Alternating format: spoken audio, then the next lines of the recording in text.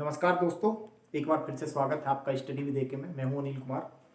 और प्यारे दोस्तों, प्राचीन भारत का सेगमेंट हम डिस्कस कर रहे हैं। ये प्यारे दोस्तों जो क्लासेस चल रही है वो पीटी को ध्यान में रखते हुए चल रही है। पीटी यानी कि Bihar PCS, Uttar Pradesh PCS, Rajasthan PCS और जो भी आपके वनडे एग्जाम आने वाले हैं उनको ध्यान में रखते हुए ये क्लास चल रही है। मैं आपके साथ डिस्कस कर रहा हूँ प्राचीन भारत।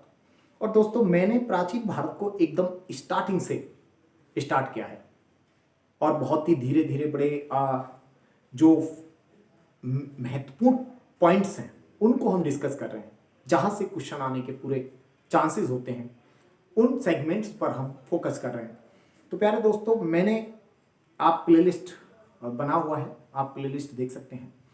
तो इससे पहली वाली जो क्लास थी उसमें डिस्कस किया था, हम डिस्कस कर रहे थे source of history, source of knowing history, इतिहास को जानने के स्रोत। और उस क्लास में मैंने पुरातात्विक स्रोत अर्थात आर्कियोलॉजिकल सोर्स को डिटेल में डिस्कस किया है। ठीक है, आज हम दोस्तों डिस्कस करने वाले हैं, आप देख सकते हैं, साहित्यिक स्रोत। साहित्यिक स्रोत, तो प्यारे दोस्तों, साहित्यिक स्रोत को आप लिटरेरी सोर्सेज के नाम से भी जान सकते हैं। लिटरेरी सोर्सेज, साहित्यिक स्रोत का पहले हम देखेंगे दोस्तों क्लासिफिकेशन। क्या देखने वाले हैं हम? क्लासिफिकेशन। सबसे पहले क्लासिफिकेशन पढ़ेंगे, फिर इसको एक एक करके पढ़ने वाले हैं। तो साहित्यिक स्रोत का क्लासिफिकेशन, ये क्या है? आपका वर्गीकरण। वर्गीकरण अर्थात क्लासिफिकेशन। तो प्यारे दोस्तों, क्लासिफिकेशन की बात करें तो इसको दो वर्गों में बांट सकते हैं। एक आपका इंडियन सोर्सेज आ जाएगा, अर्थात भारतीय स्रोत, भारतीय स्रोत। और एक आपका आ जाएगा फॉरेन सोर्सेज, फॉरेन सोर्सेज अर्थात प्यारे दोस्तों विदेशी स्रोत, विदेशी स्रोत। इतिहास को जानने के दो प्रकार के स्रोत हों, जो भारतीय लेखक, भारतीय इतिहासकार, भारतीय विद्वानों ने लिखे हैं। ठीक है, और दूसरे जो सोर्स होंगे जो भारत में बाहर के लोग आए, विदेशी सोर्स। ठीक है, उसके अंतर्गत हम पढ़ेंगे। आगे देखते हैं प्यारे दोस्तों। तो दो वर्गों में बांट लिया, भारतीय स्रोत और विदेशी स्रोत। प्यारे दोस्तों, आगे देखेंगे जो आपके भारतीय स्रोत है, Indian sources. Indian sources, Indian sources का हम फर्दर क्लासिफिकेशन कर सकते हैं। इंडियन सोर्सेज का फर्दर क्लासिफिकेशन कर सकते हैं। इसको आप रिलीजियस सोर्सेज में बांट सकते हैं और दूसरा non religious sources. Non religious source, non religious source means secular sources, धार्मिक सोर्स। तो प्यारे दोस्तों, रिलीजियस सोर्स का मतलब क्या हो गया? धार्मिक, धार्मिक स्रोत, धार्मिक स्रोत। और इसको कहेंगे गैर धार्मिक या फिर धर्मेतर, धर्मेतर, धर्मेतर स्रोत। धार्मिक स्रोत और धर्मेतर स्रोत दोस्तों, नॉन रिलीजियस सोर्स। इनको आप कई बार सेक्युलर सोर्सेज के नाम से भी जानते हैं। अब माय डियर फ्रेंड्स, आप देखेंगे जो रिलीजियस सोर्सेज हैं उनको भी हम फर्दर डिवीजन कर सकते हैं। रिलीजियस सोर्सेज को आप देखेंगे ब्राह्मण सोर्सेज और नॉन ब्राह्मण सोर्सेज के नाम से इसको जाना जाएगा। अर्थात रिलीजियस सोर्सेज आल्सो क्लासिफाइड ब्राह्मण सोर्सेज एंड नॉन ब्राह्मण सोर्सेज। अर्थात इनको बोलते हैं दोस्तों ब्राह्मण स्रोत, ब्राह्मण स्रोत,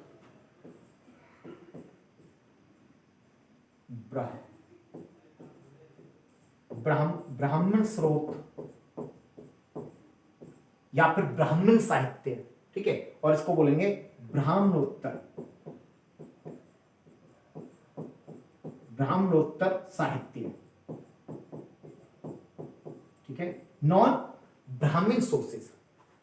ब्राह्मण सोर्सेज मतलब आप इनको कह सकते हैं प्यारे दोस्तों कि पहली बात तो रिलीजियस सोर्सेज का मतलब क्या हो? जिसमें रिलीजन की प्रधानता हो। नॉन रिलीजियस सोर्सेज रिलीजन के अलावा भी अन्य चीजों की जानकारी देगा। ये बात क्लियर हो? ब्राह्मण सोर्सेज दोस्तों जो ब्राह्मण धर्म पर फोकस करेगा, यानी कि हिंदू धर्म पर, सनातन धर्म पर फोकस करेगा। और आपका जो नॉन ब्राह्मण सोर्सेज है प्यारे दोस्तों, ये आपके अदर जो सेक्ट्स होंगे, रिलीजन होंगे, उनसे जुड़ा हुआ है, जैसे कि जैनिज्म एंड बौद्धिज्म। ठीक है, आगे देखते हैं प्यारे दोस्तों। आप देखेंगे जो रिलीजियस सोर्सेज है, इतिहास को जानने के जो धार्मिक स्रोत हैं, इसका मैंने बताया अभी क्लासिफिकेशन किया जा सकता है ब्राह्मण सोर्सेज अर्थात ब्राह्मण साहित्य या ब्राह्मण स्रोत, और दूसरा नॉन ब्राह्मण स्रोत अर्थात मैंने आपको बताया ये क्या हो गया, गैर ब्राह्मण या ब्राह्मणोत्तर स्रोत के नाम से इसको जाना जाता है। आप देखेंगे कि जो ब्राह्मण सोर्सेज है इसमें क्या पढ़ते हैं, तो आपने सुना होगा दोस्तों वेदास। वेदों की संख्या कितनी है, 4 वेद। आपका हो गया ऋग्वेद, सामवेद, अथर्ववेद, यजुर्वेद। ठीक है, तो इसमें क्या पढ़ने वाले हैं हम, वेदास पढ़ने वाले हैं नंबर 1। फिर इसके बाद क्या है, ब्राह्मण ग्रंथ पढ़ने वाले हैं, यानी कि वेदों के प्रत्येक वेद का ब्राह्मण ग्रंथ होता है, उसको पढ़ने वाले हैं। इसी प्रकार उपनिषदास दोस्तों, प्रत्येक वेद का खुद के उपनिषद भी होते हैं। ठीक है, उपनिषद पढ़ेंगे, उपनिषदों के बारे में। उसके बाद पुराण सुना होगा। ठीक है, पुराण, तो पुराण भी किस में आएगा, वैदिक साहित्य के अंतर्गत आएगा। ये आपका वैदिक साहित्य बोल सकते हैं, आपने ब्राह्मण साहित्य। उसके बाद आपका वेदांग भी हम इसमें पढ़ेंगे। ठीक है, 6 वेदांग होते हैं। इसके बाद महाकाव्य सुना होगा आपने, रामायण, महाभारत, इनके बारे में पढ़ने वाले हैं। तो इसमें मैंने आपको बताया सबसे पहले वेद पढ़ेंगे, वेदों के बारे में, ये वेद हो गया। ठीक है, इसके बाद मैंने बताया ये ब्राह्मण साहित्य हो गया। उसके बाद है उपनिषद हो गया, पुराण हो गया, ये पुराण। ठीक है, पुराण हो गया। उसके बाद ये कौन सा है, वेदांग हो गया। और ये है आपका महाकाव्य। ठीक है, एपिक्स बोलते हैं महाकाव्य। तो ब्राह्मण लिटरेचर के अंतर्गत हम इन चीजों को पढ़ेंगे। आरण्यक, इसी में एक और है जिसको आप बोलते हैं आरण्यक।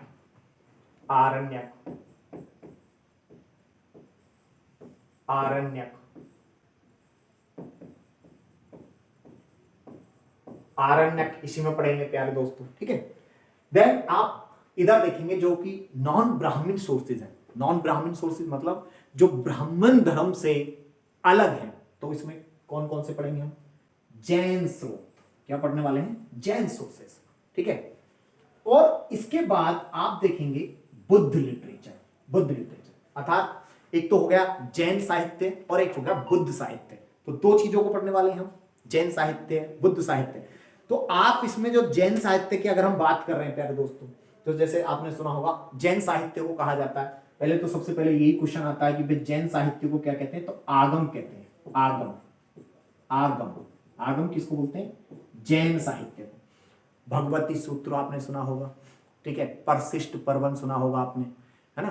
तो ये इसमें क्या पढ़ने वाले हैं, जैन लिटरेचर के बारे में, अर्थात जैन धर्म से रिलेटेड लिटरेचर, जो जैन धर्म के बारे में जानकारी देता है, उसको हम यहां पे पढ़ने वाले हैं। बुद्ध लिटरेचर प्यारे दोस्तों, इधर क्या पढ़ने वाले हैं, बुद्ध लिटरेचर। ठीक है, तो इधर आपने सुना होगा आपका सुत्त पिटक, अभिधम पिटक, विनय पिटक, ये क्या है, आपके बुद्ध लिटरेचर है।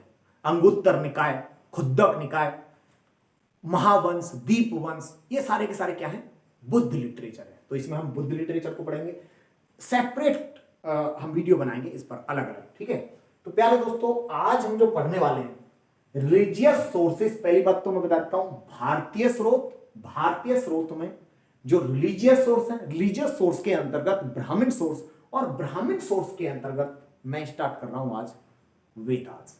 ठीक है, वेद। तो यहां पर आप देख सकते हैं ब्राह्मण लिटरेचर रिलीजियस सोर्स का पार्ट है दोस्तों, ब्राह्मण लिटरेचर।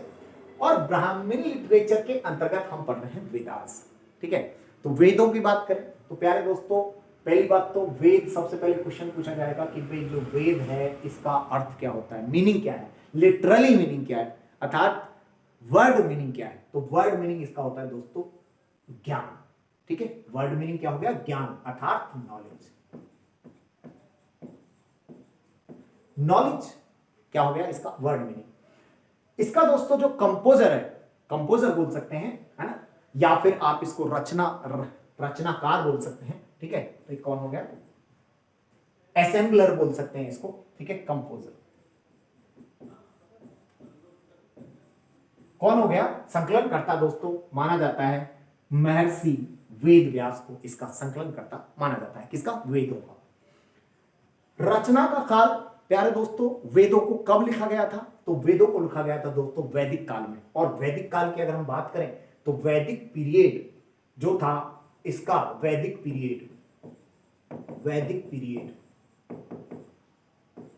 पीरियड दोस्तों इसका टेन्योर था 1500 बीसी से लेकर आपका 600 बीसी, 1500 बीसी से लेकर 600 बीसी, अर्थात 900 साल का इतिहास को हम वैदिक काल कहते हैं। अब इसको भी फर्दर डिवीजन कर लिया जाता है दोस्तों, जैसे कि अर्ली वैदिक पीरियड। अर्ली वैदिक पीरियड की बात करें यानी कि पूर्व वैदिक काल, तो आपका 1500 बीसी से लेकर 600 यानी कि 1500 बीसी से लेकर 1000 बीसी तक कौन सा होता है, अर्ली वैदिक पीरियड। और उत्तर वैदिक पीरियड या फिर इसको बोलते हैं लेटर वैदिक पीरियड, यानी कि 1000 से लेकर आपका 600 बीसी तक, इस प्रकार इसको बांट लिया जाता है। इसी काल में दोस्तों इन वेदों की रचना हुई है, ठीक है। अच्छा, तो इससे क्या मिलता है भाई, जानकारी किसके बारे में ये जानकारी देते हैं, तो वैदिक जो आर्य थे, अर्थात इंडस वैली सिविलाइजेशन, जब आप पढ़ेंगे इंडस वैली सिविलाइजेशन के पतन के बाद जो सभ्यता आई, ये जो सभ्यता थी इसको बोलते हैं आर्यन सभ्यता, आर्यन सिविलाइजेशन, अर्थात आर्यन सिविलाइजेशन अर्थात आर्यों के बारे में जानकारी देने वाले सबसे महत्वपूर्ण स्रोत माना जाता है किसको, वेदों को। वेद सबसे ज्यादा महत्वपूर्ण स्रोत बन जाते हैं किसके लिए, आर्यों की जानकारी के लिए। चलिए अब प्यारे दोस्तों आप देख सकते हैं हम पढ़ेंगे आज, हम एक एक करके डिस्कस करेंगे, बहुत अच्छे से डिस्कस करेंगे, कोई भी ऐसा पॉइंट जो महत्वपूर्ण हो एग्जाम की दृष्टि से वो नहीं छूटना चाहिए। तो प्यारे दोस्तों आज हम बात करने वाले हैं वेदों में, 4 वेदों में पहला वेद ऋग्वेदा, ठीक है।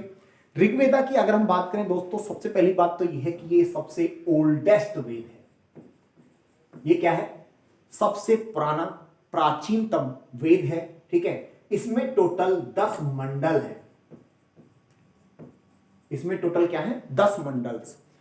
10 मंडल्स यानी कि ऐसे बोल सकते हैं कि एक बड़ी बुक है उसको सेक्शंस में बांट लिया है, ब्रांचेस में, ठीक है। तो 10 मंडल है, इसके अंदर 1028 सूक्त है, सूक्ता, ठीक है। और दोस्तों आप देख सकते हैं कि इसमें 10,580 के करीब क्या है, मंत्राज है, ठीक है। तो ये फैक्चुअल इंफॉर्मेशन है। सबसे ज्यादा जो क्वेश्चन पूछा जाता है कि ऋग्वेद में मंडलों की संख्या कितनी है, तो 10 मंडल है। और इसमें भी जो पूछा जाता है कि सबसे प्राचीन जो आपके मंडल हैं वो कौन सा है और सबसे लेटेस्ट मंडल कौन से हैं, तो दोस्तों दूसरे से लेकर 7वां तक, दूसरा, तीसरा, चौथा, 5वां, छठा, 7वां, अर्थात ये जो दूसरे से लेकर 7वां मंडल है ये ओल्डेस्ट अर्थात सबसे प्राचीन मंडल थे। और दोस्तों जो पहला और 10वां मंडल है वो आपका सबसे नया, न्यूएस्ट बोल सकते हैं, लेटेस्ट, यानी कि आपसे क्वेश्चन पूछेगा कि सबसे बाद में कौन से ऋग्वेद में किन मंडलों को जोड़ा गया था, तो आप इसको बोल सकते हैं लेटेस्ट या न्यूएस्ट। न्यूएस्ट मंडल कौन सा है, तो पहला और 10वां मंडल दोस्तों सबसे नए मंडल है जिनको सबसे बाद में इंक्लूड किया गया था ऋग्वेद में। अर्थात मान लीजिए कि ऋग्वेद को पहले लिख लिया गया लेकिन उसमें पहला और लास्ट वाला जो मंडल था उसको सबसे लास्ट में जोड़ा गया था, ध्यान रखना है। आगे देखते हैं दोस्तों, एक्चुअली प्रत्येक जो वेद है उसको उसका एक एक्सपर्ट हुआ करता था जिसको आप पुरोहित बोलते थे, पुरोहित बोल सकते हैं, यानी कि वेदों का उच्चारण करने वाला, ठीक है, उसको क्या बोलते थे, पुरोहित, ठीक है। पुरोहित को आप बोल सकते हैं पृष्ठ, ठीक है। तो एंचेंटर भी बोल सकते हैं। तो प्यारे दोस्तों जो ऋग्वेद का पुरोहित हुआ करता था, ठीक है, उसको बोलते थे होत्री, होत्री अर्थात होत्र बोलते थे या होता बोलते थे, ठीक है। इसका दोस्तों जो थर्ड मंडल है वो बहुत ही महत्वपूर्ण है आपके लिए। ऋग्वेद का जो थर्ड मंडल है प्यारे दोस्तों वो सविता को डिवोटेड है, डिवोटेड फॉर सविता। सविता कौन है प्यारे दोस्तों, सविता वहां पर गॉड सन के लिए कहा गया है। सविता मतलब सूर्य देवता के लिए यूज किया गया है। और दोस्तों खास बात यह है कि इसी में गायत्री मंत्र, प्यारे दोस्तों गायत्री मंत्र अर्थात ओम भूर्भुवः स्वः, ये जो आपका गायत्री मंत्र है दोस्तों, ये ऋग्वेद के तीसरे मंडल में मेंशन है। ऋग्वेद के तीसरे मंडल से लिया गया है, जो कि डिवोटेड है सूर्य देवता के लिए, यानी कि सविता के लिए। आगे देखते हैं ऋग्वेदा के बारे में और कौन सी महत्वपूर्ण इंपोर्टेंट बातें हैं दोस्तों। इसी प्रकार इसका जो नौवां मंडल है सोम देवता के लिए, किसके लिए? सोम देवता। सोम देवता, सोम देवता के लिए क्या है? डिवोटेड है नौवां मंडल। ये भी क्वेश्चन पूछा जाता है, इंपोर्टेंट है। और इसके बाद जो आप देख रहे हैं कि जो 10वां मंडल है, सबसे ज्यादा जो क्वेश्चन पूछा जाता है कि ऋग्वेद के 10वां मंडल जो है ये आपका आईएमपी हो जाता है। ऋग्वेद का 10वां मंडल का नाम दोस्तों पुरुष सूक्त है। क्या है? पहले तो इसका नाम ही पूछ लिया जाएगा। ऋग्वेद का 10वां मंडल क्या होता है? पुरुष सूक्त। और पुरुष सूक्त में दोस्तों क्या वर्णन है? तो दोस्तों आपका वर्णा सिस्टम अर्थात चतुर्वर्ण व्यवस्था, 4 वर्णों में समाज को 4 वर्गों में बांट दिया गया था, अर्थात society classified in 4 classes, 4 varnas, that name is ब्राह्मण, क्षत्रिय, वैश्य एंड शूद्र on the behalf of work, on the behalf of occupation, ठीक ऑक्यूपेशन, ठीक है। व्यवसाय के आधार पर समाज को 4 वर्गों में बांटा गया था। जैसे कि आप देख सकते हैं ब्राह्मण, ब्राह्मण का मतलब क्या होगा?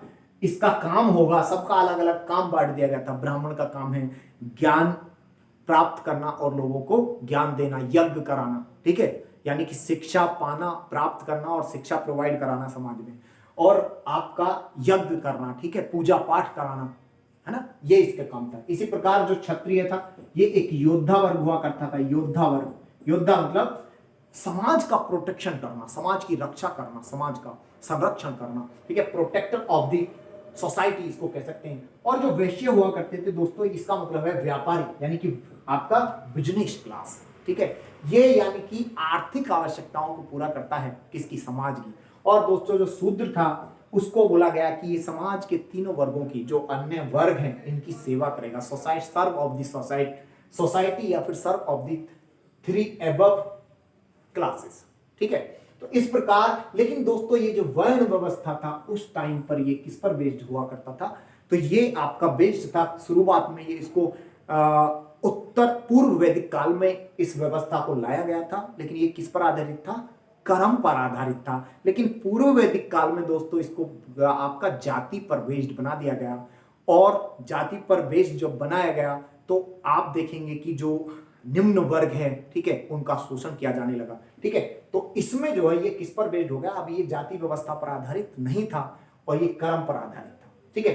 तो वर्ण व्यवस्था के बारे में आपको ध्यान रखना है, किसमें है? तो ऋग्वेद के 10वां मंडल आपका वर्ण व्यवस्था के बारे में डिस्कस करता है। चलिए आगे देखते हैं। देन इसके बाद दोस्तों ऋग्वेदा के एक्चुअली क्या है, कई बार पूछा जाता है। प्रत्येक ऋग्वेद के अपने खुद के क्या होते हैं? उपनिषद भी हैं और आपके क्या बोलते हैं इसको? ब्राह्मण ग्रंथ भी हैं, ठीक है। तो ऋग्वेद के 2 ब्राह्मण टेक्स्ट हैं, ब्राह्मण ग्रंथ हैं, जिनके नाम में एक तो है ऐत्रेय ब्राह्मण, ठीक है, और दूसरा है कौशितिकी ब्राह्मण। दोनों पूछा जाता है कि ऋग्वेद के ब्राह्मण ग्रंथ कौन से हैं। इसी प्रकार दोस्तों ऋग्वेद की टोटल 21 ब्रांचेस हैं। 21 ब्रांच मतलब शाखाएं हैं, और मेन शाखाएं हैं, जैसे एक है साकल, ठीक है, सांख्यायन, दूसरी है सांख्यायन। ये मेजर है 21 ब्रांचेस में से एक मैंने बताया आपको साकल और दूसरी है सांख्यायन ब्रांच। तो इस प्रकार इनकी ब्रांचेस भी याद रख लेना, महत्वपूर्ण है। और आप लास्ट देखेंगे दोस्तों ऋग्वेद में एक क्वेश्चन पूछा जाता है कि सर्वाधिक जो श्लोक्स हैं, ठीक है, वो आपको किसके लिए डिवोटेड है? तो वो आपके गॉड इंद्र, ठीक है, इंद्र गॉड के लिए। तो गॉड इंद्रा, तो इंद्र के लिए ये क्या है? डिवोटेड है। इसी प्रकार इसमें दोस्तों 2 अमूर्त देवताओं की का भी मेंशन मिलता है ऋग्वेद में। अमूर्त का मतलब है इनविजिबल मतलब जो दिखाई नहीं देते। इनविजिबल गॉड कौन था? तो उषा और आपका Manyu and Usha mention as a invisible god in Rigveda, ठीक है। इसी प्रकार दोस्तों आर्यों के जो दुश्मन मतलब होता है शत्रु, है ना, शत्रु, एनिमी ऑफ द आर्यस, इनके रूप में जो उल्लेख मिलता है ऋग्वेद में कि आर्यों का जो एनिमी था,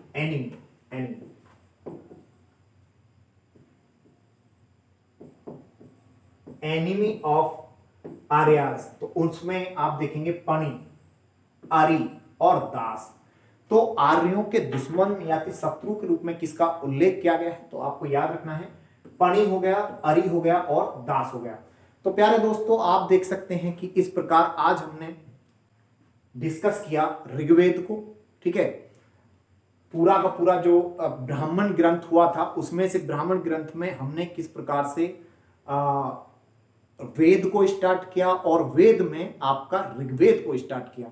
तो प्यारे दोस्तों आप देख सकते हैं ये मैंने आपको बता दिया है, ठीक है। इसी प्रकार हम कल देखेंगे ऋग्वेद के अलावा आपका यजुर्वेद देखेंगे, कल डिस्कस करेंगे, ठीक है। फिर आपका सामवेद और अथर्ववेद। प्यारे दोस्तों अगर वीडियो आपको पसंद आया हो तो वीडियो को लाइक करें, शेयर करें और सब्सक्राइब करें। ज्यादा से ज्यादा आप इसको दोस्तों लोगों को बताएं, ठीक है। आप जब जितना ज्यादा शेयर करेंगे उतना ज्यादा हमको मोटिवेशन मिलेगा और हम नेक्स्ट वीडियो बना पाएंगे। बहुत बहुत धन्यवाद प्यारे दोस्तों, मिलते हैं नेक्स्ट वीडियो में। चंदन सर।